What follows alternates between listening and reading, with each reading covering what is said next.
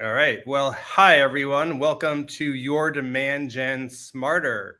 I'm John Miller. I'm the CMO of Demandbase, and I will be your guide for the next 25 minutes or so.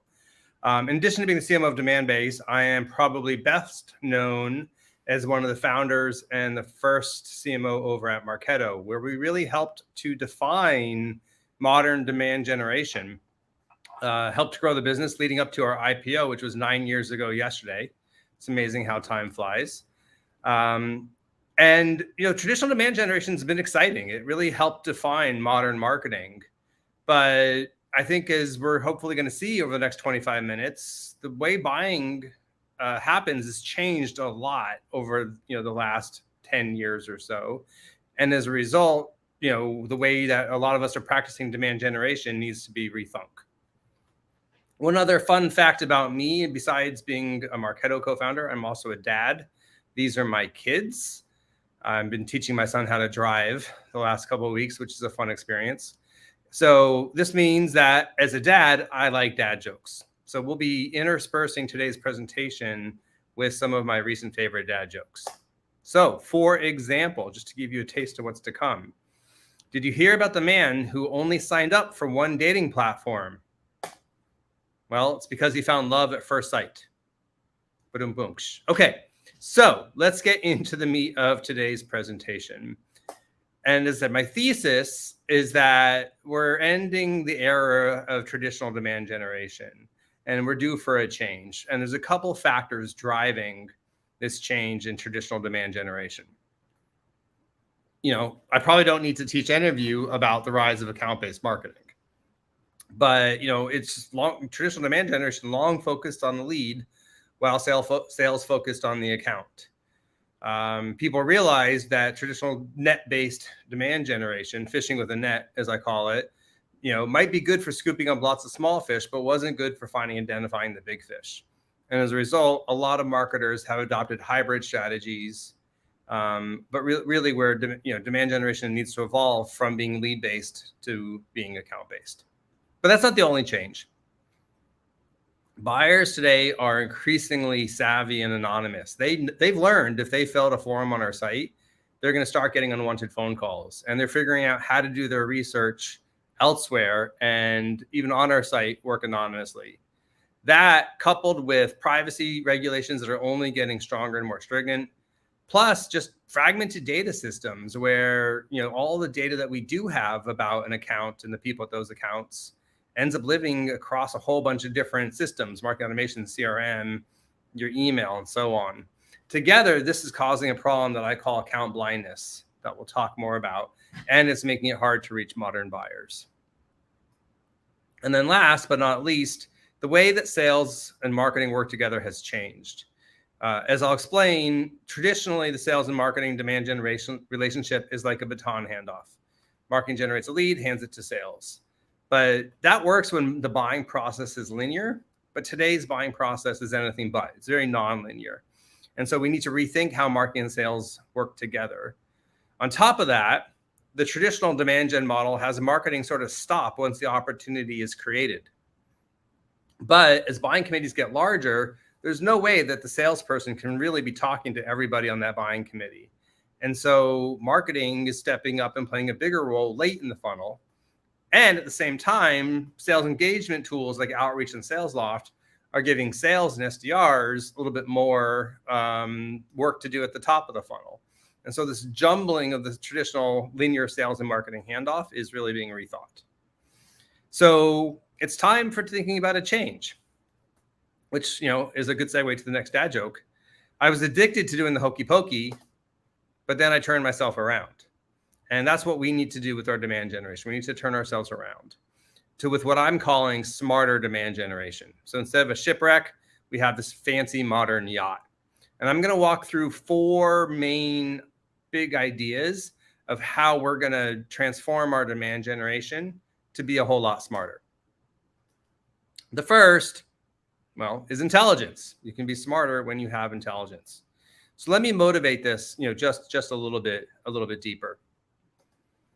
Any of you who work in B2B, you all work in B2B, you're not only marketers and salespeople, but you're also the recipient of marketing. And you've seen the state of what modern demand generation looks like as the recipient yourself.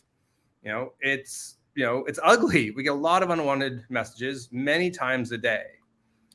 And it's weird. I mean, the marketers and the salespeople who are sending all these unwanted, irrelevant messages, they're not dumb. You can't be dumb to survive in the market today.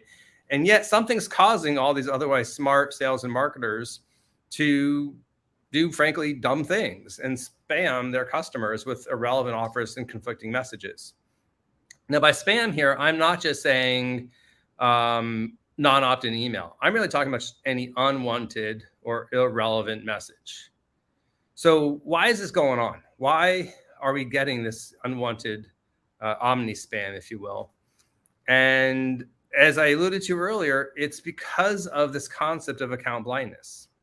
Account blindness happens for a couple of reasons, right? It happens because research is happening anonymously. It's happening because even if we get known first-party data from an individual, if that doesn't roll up and aggregate to the account level, we don't see what's really happening across the whole buying committee. So all sorts of intent engagement signals get hidden in the traditional demand generation process. Marketing automation like Marketo didn't bring data to the table. It was relying on the data you put into it. And that data doesn't tell you anything about what's happening at the account. That leads folks to make hunch-based decisions, omni-spam their best customers and prospects, which ultimately leads to cranky CFOs. So if account blindness is the problem, then account intelligence is the answer. And account intelligence really has two different sides, left brain and a right brain, if you will. On the first side, that's all about your first-party data. So this is the information about the account that lives in your CRM, in your marketing automation, like which campaigns they respond to, what emails have they opened. It's the information that's in your corporate email and calendar. There's so much rich information about buying committees that gets hidden in those systems. Plus your sales engagement data, your chat data, and your web activity and social connections. All that data exists, but you have to bring it together and you need to match it at the account. And all too often it's pretty ugly and has duplicates, and you need to find some way to kind of keep it clean as well. And then on top of getting your good, clean first-party data, so again, you can spot opportunities, move them faster, all that kind of good stuff. You're going to want to augment that with third-party data. You need accurate company sizes and locations and industries for the accounts you have and the accounts that you don't have. You need the ability to get contacts with accurate phone numbers and emails and social information for the personas at the companies that you actually want to reach. You need intent data. You need, which tells you who's in the market. Technographics tells you what technologies they own. Account ID de-anonymizes web visits, and news and social insights help you be more relevant. It's when all this data comes together, marketing and sales having a unified view of what's going on at the account, that you can make your demand gen a whole lot smarter. Now, there's an interesting implication of what's going on with this sort of rise of account intelligence, which is that it has pretty profound implications for both vendors as well as machine learning. Because we've all heard about the, rise of predictive analytics and how that's so important and so transformative in B2B demand gen, which is true. But the reality is the algorithms are pretty commoditized. I mean, you can go to Amazon or GitHub and get some pretty awesome predictive analytics, machine learning, algorithms. What's going to differentiate the vendors and the predictive analytics solutions increasingly is going to be the quality of the data that feeds the algorithms. This is what's driving vendors like Demandbase to acquire data vendors, because ultimately, I believe that, where we're headed is a world where it's not you buy your data from one vendor and your application from another vendor, but you get the whole thing together. And it's this connection between the data and the AI that's driving a big part of that. So that was your first big transformation, the rise of account intelligence, which leads us to our next dad joke. What do baby parabolas drink? Some of these are kind of math and science nerdy jokes too. So a baby parabola drinks the quadratic formula. My daughter is in middle school and is learning that. So hopefully those of you understand this joke. Another fun joke. Where do bad rainbows go? They go to prism, but it's a light sentence. All right. Which now leads us to our next transformation in demand gen, which is really the sort of blurring of the lines between brand generation and demand generation. So what's going on with this? Well, I've talked, B2B buying is complex. It's anonymous. We can't reach those buyers who through traditional demand generation channels. If they're anonymous, we literally can't email them. We can't nurture them. We can't invite them to an event and all these other great demand gen things. But what we can do is we can use advertising to reach out and engage the right people, at the right accounts before they even ever actually come to our site. So, traditionally, a lot of demand gen marketers didn't think very much about display advertising or just brand building. But, and there's been this gap between, the two functions and the two disciplines. And that gap is increasingly closing, and these platforms and these disciplines are coming together. And they're coming together because of what we just talked about, because you need display and other brand advertising mechanisms to reach anonymous buyers. And more demand gen marketers are realizing that the brand of the company has a big impact on the performance of their demand gen programs. If your company has a really strong brand, your emails will perform better than if you have a weak brand. If you have a really, really strong brand, you're going to have an easier time getting people to attend your events than otherwise. So these two disciplines really do go hand in hand. And it's an important part of modern demand generation to think about the brand and the advertising side of things. But we're talking about B2B, and B2B advertising is not the same beast as traditional B2C advertising. So what's different about it? Well, first off, when you get a person on the New York Times or Bloomberg and you want to show an ad to them, the first thing you have to do is figure out, well, which account does that person work for? Do I want to show a B2B ad to them? And you'll be bidding against the people who want to sell them shoes and boots and so on. So step one is the ability to de-anonymize the account. In this case, identifying that one account might be Walmart and one account be Land's End, and then deciding if you want to bid on those. And that requires some pretty advanced machine learning and ability to sort of match cookie data and IP data to companies, even for people who are working from home or remotely. Once you've identified the account, the next thing that's special about B2B advertising is you need to sort of set your bidding strategy to make sure that you're optimizing across the accounts and you're avoiding super suckers. What I mean by that is, in a traditional advertising campaign, the number of impressions each account will see is going to be proportional to the number of employees at that account, which, because the display platforms that are making the bids aren't account aware. And you might want a bigger account to see more impressions than a small account. But in this case, Walmart has like 200,000 employees to Land's End 5,000 employees. And you probably don't want Walmart seeing 40 times the number of impressions. So you need somebody to balance your impressions. And it's interesting, we've seen data when you've got when you're using an advertising platform built for B2B, what you see is you get a much better distribution of impressions than if you don't. Where when you don't have one, almost 2/3 of the accounts get fewer than 100 impressions. And as a result, you get very, very few clicks. The third challenge in B2B advertising is, once you are bidding in the account, you want to make sure you get the ad in front of the right people at that account. The traditional way you might do that is with title targeting. I might say, I want to hit VPs of marketing. But that doesn't work for two reasons. First, there's probably a lot of VPs of marketing that I don't want to reach. And second of all, the accuracy of the data for matching kind of B2B titles into these consumer ad networks is really poor. As many of you may know, you get like 20, 30% match rates. So instead, what we find works way better is to focus your bids based on the amount of intent that each person is showing.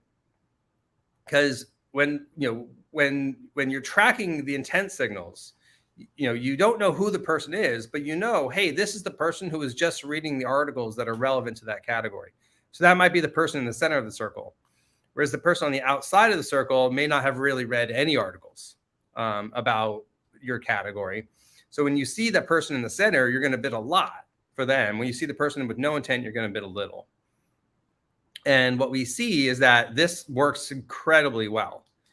You get about 7 times the amount of engagement when you can put your ads in front of high intent versus even average, or unknown intent, if you will. So this is a great way to make sure your ads are going in front of the right people at the right companies. And as a result, what we see is that, even if the CPM is a little bit higher, you actually get significantly reduced cost per clicks because the ads are going in front of the right people.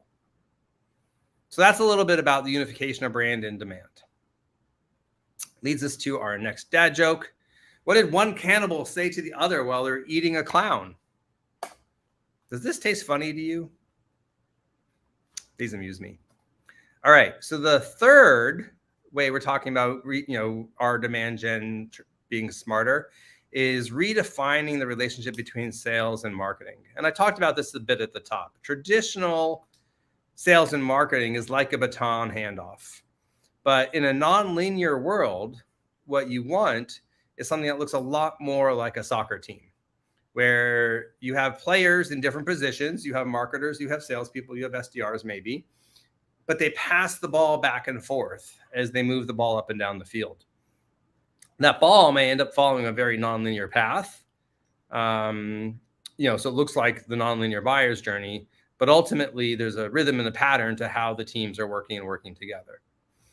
So how do you achieve this kind of new model of sales and marketing working together? I want to talk about 2 things. First, data, and then I want to talk about metrics. So, sales and marketing working together team does start with data. It starts with that account intelligence where you have sales and marketing looking at the same data about the accounts.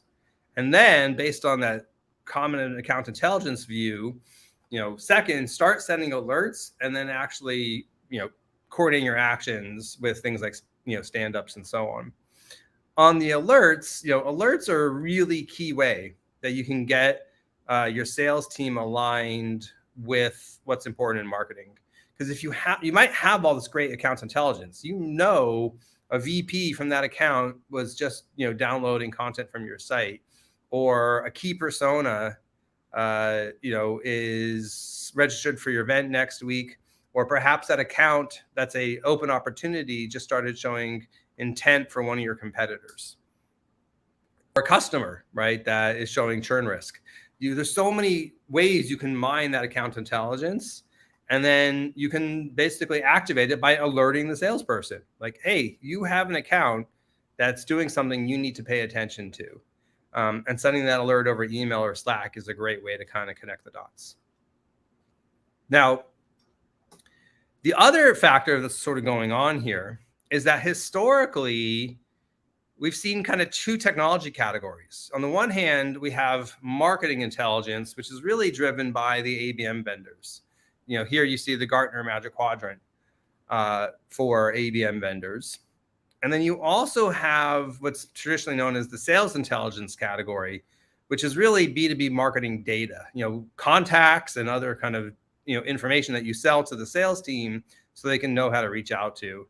That's the recent Forrester wave, where you see vendors like ZoomInfo and InsideView, which is now part of Demandbase.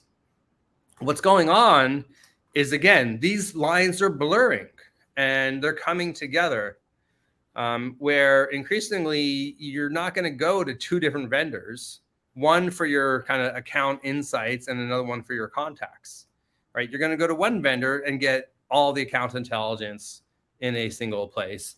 And that's so important for marketing and sales alignment, right? Because again, if you want marketing and sales to work together, you want them looking at the same data, not using different intelligence vendors.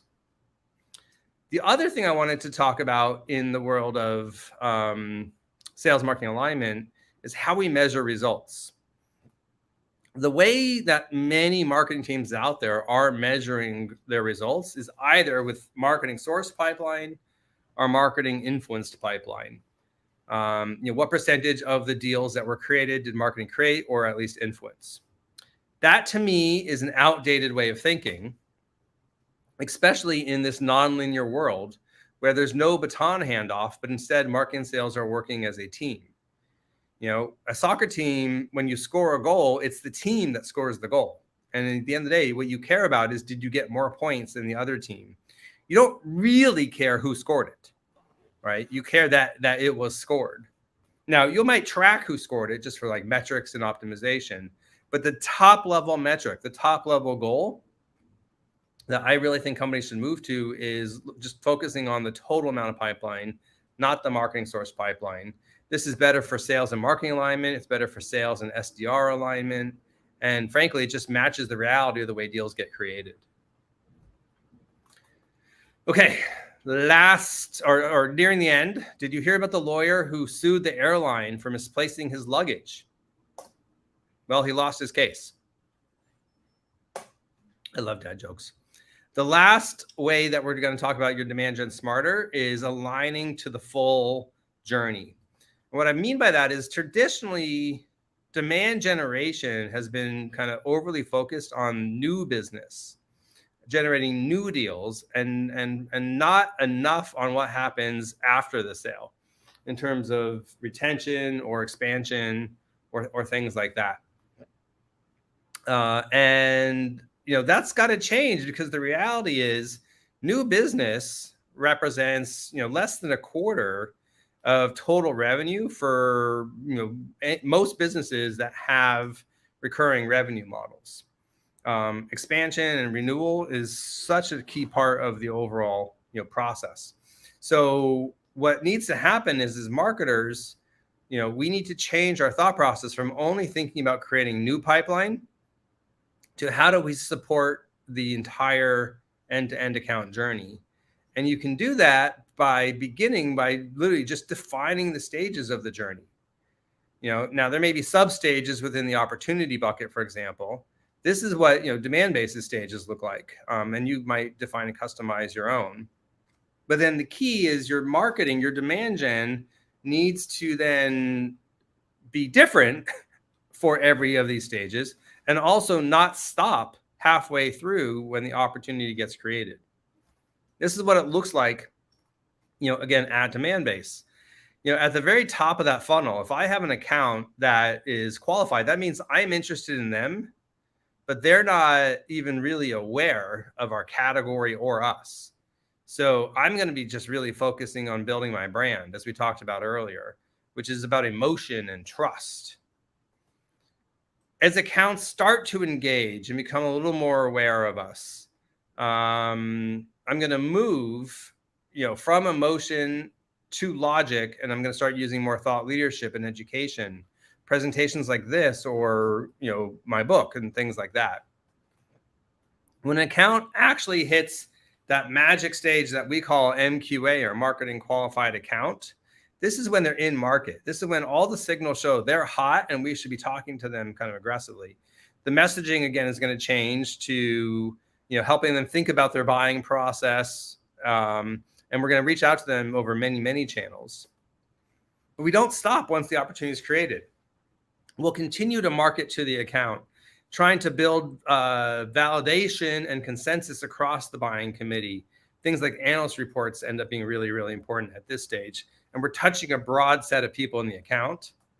And then even once we have a customer and we've won the deal and there's no open deals, no additional deals to be had there in the near term, we're going to continue to be working on marketing them to drive adoption and retention with marketing around best practices. So it's important for demand gen to think about, you're not just creating new pipeline, you're creating lift across each one of these stages. And that's ultimately the 4 ways that your demand gen can be smarter. 1, powered by intelligence. 2, unifying brand generation and demand generation. Redefine your sales and marketing alignment to be more like a soccer team. And then 4, really working across the entire journey, not just creating new opportunities. If you liked this and you want to learn more, I strongly recommend, tooting my own horn, grab a copy of my book. You can get it for free on our site at demandbase.com/guide. It has everything I know, everything I have to teach about how to make your go-to-market and your demand generation a whole lot smarter. I really do think if you read it, you'll get some great best practices. And we'll wrap with one last dad joke. I was reminiscing about the herb garden I had when I was growing up. Good times. Well, hopefully this was good times for you as well. You learned something, and I'm always happy to connect socially and hear your thoughts and learn more. Thank you, everyone. You're the best.